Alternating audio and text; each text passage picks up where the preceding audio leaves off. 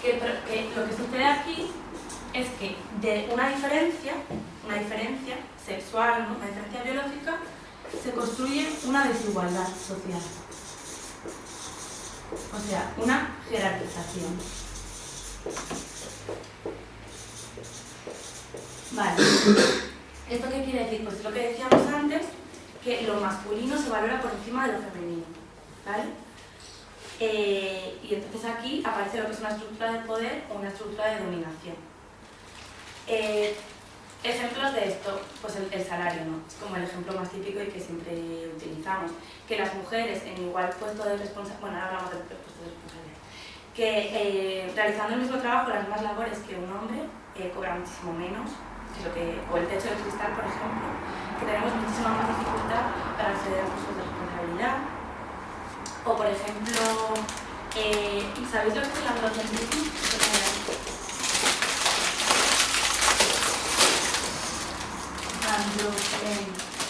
Androcentrismo.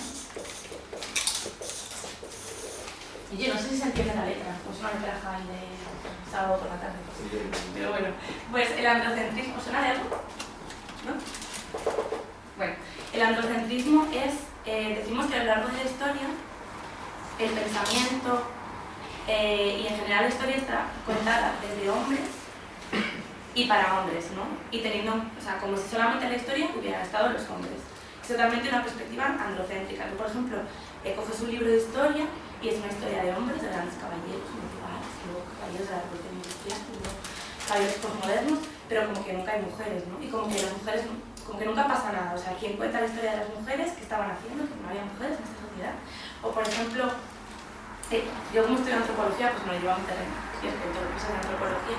Los antropólogos iban a otras sociedades, los antropólogos sociales y culturales, iban a otras sociedades y solo hablaban de los hombres, ¿no? Y de hombres heterosexuales, además. Y nunca hablaban de las mujeres. O de hombres y mujeres que tuvieran una forma de relacionarse distinta que no fuera la heterosexual.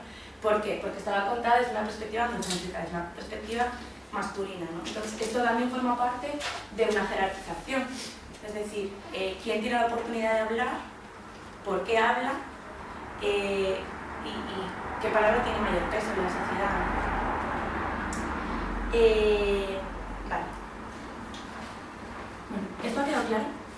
Sí, total. Vale, pues otra de las cosas que supone el patriarcado sería la normatividad forzada. Es un poco difícil hablar y escribir al mismo tiempo. Vale. Heteronormatividad forzada. ¿A alguien le suena este conceptillo? Heteronormatividad. Estáis un poco tímidos y tímidas. Vale. A ver, la heteronormatividad forzada, ¿qué supone esto, no? Como hemos dicho primero, que hay dos géneros que son hombres y mujeres, ¿no? Pero, como hemos estado diciendo, hay dos roles muy claros, ¿no? Dos cajones súper claros, el cajón del hombre y el cajón de la mujer. Esto quiere decir que hay una construcción normativa de los géneros. Normativa es que una mujer debería ser esto y un hombre debería ser esto, ¿vale? ¿Y qué supone esa construcción normativa? Aparte de todo lo que hemos estado diciendo. Pues, por ejemplo, a determinadas a cada identidad sexual le corresponde una orientación sexual, ¿no? Supone que tú, al ser mujer, te tienen que gustar los hombres y al ser hombre te tienen que gustar las mujeres, ¿no? Esto es lo que llamamos el contrato social heterosexual.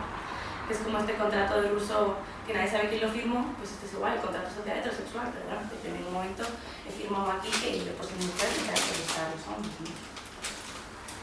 Entonces aquí te llega el más cool del high school y te dice, feminista, ¿qué pasa? ¿Que ser heterosexual está mal? Y tú le dices, no te has enterado de nada. No está mal ser heterosexual, aquí cada una que se acueste con quien quiera. El problema es que la heterosexualidad sea forzosa, o sea lo esperable, o sea lo natural, o sea lo deseable, ¿no? Y aparte eso está como súper claro que enseguida cuando los niños y las niñas empiezan a hacerse un poco más mayores, ¿tienes novia? Tal. Como que gusta, ¿no? Todo fomentar. Vale, después. Eso, construcción normativa. Pues por un lado, la orientación sexual y por otro lado, que esto excluye a otras identidades, ¿no? A otras identidades, por un lado, genéricas, o sea, de género, pues por ejemplo a los y las transexuales y transgénero, o a los intersexuales e intergénero. Esto es un poco lío. Transexuales, que hay un cambio genital de por medio, ¿vale? Transgéneros, que no hace falta que haya un cambio genital, simplemente es una persona con sus genitales masculinos, pero que por ejemplo se considera socialmente mujer, ¿vale? Entonces sería transgénero, no hay cambio genital.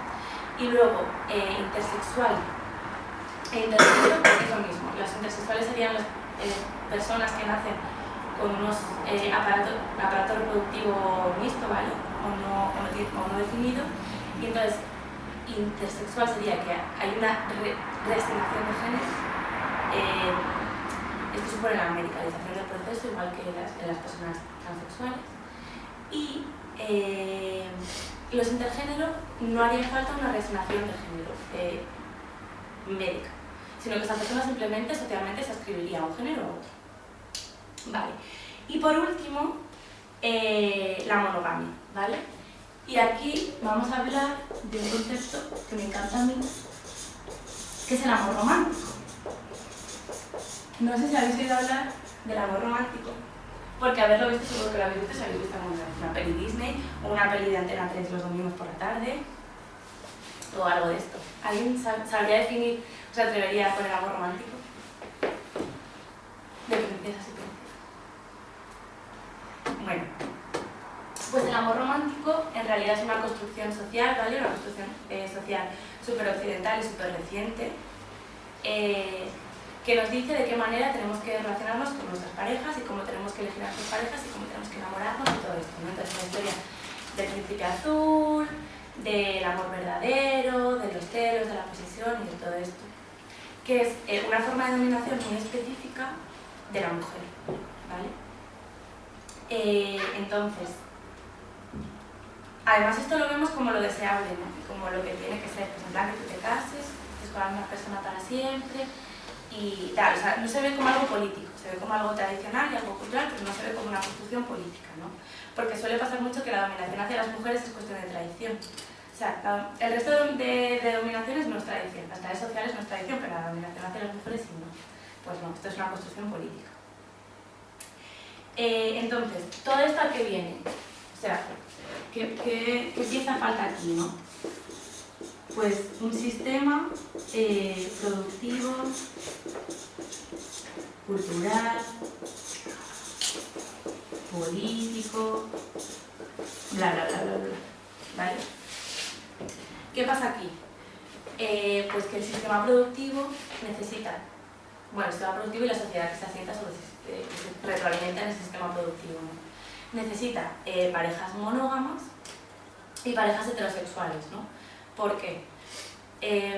Bueno, esto hay un montón de teorías, se ha escrito muchísimo a lo largo de la historia y tenéis un montón de bibliografía para buscar lo que queráis y friquear y todo lo que queráis. Pero bueno, en principio tenemos que pensar un poco a la familia como una fábrica. Como una fábrica que, por un lado, tiene problemas, tiene hijos y tiene hijas, y además socializa a esos hijos y esas hijas gratuitamente en lo que serían las dinámicas de la sociedad, ¿no?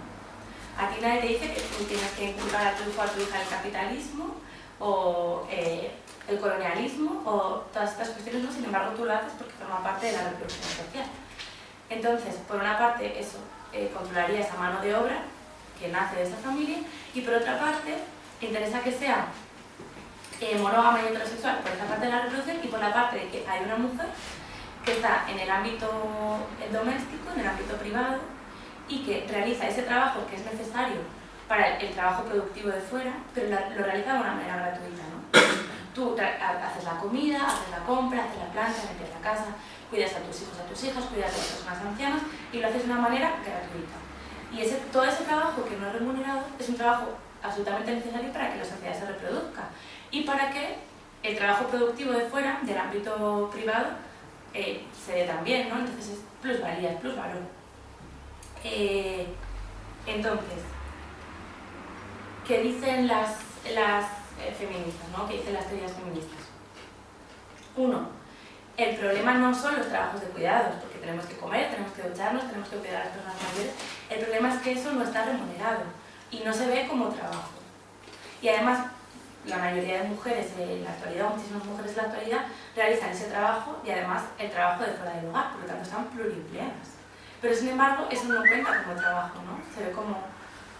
Entonces, las feministas decimos, ¿hay que abolir el trabajo en el hogar? No, es súper necesario. Lo que hay que hacer es remunerarlo y considerarlo trabajo. Y en el momento en el que eso se valore, también podrán empezar a ejercerlo hombres y podrán ejercerlo mujeres, porque funcionamos así, ¿no? Cuando algo se valora económicamente parece que es muchísimo más importante. Vale.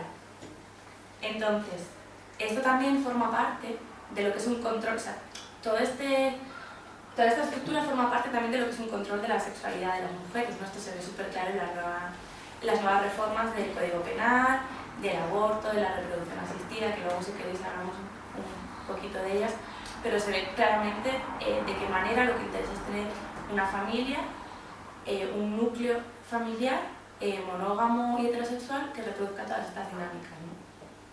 Por ejemplo, no sé si estáis al tanto, yo lo he visto hace poco porque siempre me interesa de todo, como el proyecto de reforma en torno a la reproducción asistida igualitaria.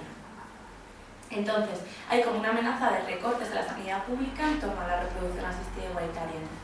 Entonces, al principio el PP dice, vamos a limitar la reproducción asistida en la sanidad pública exclusivamente a parejas heterosexuales y con diagnóstico de infertilidad, ¿no?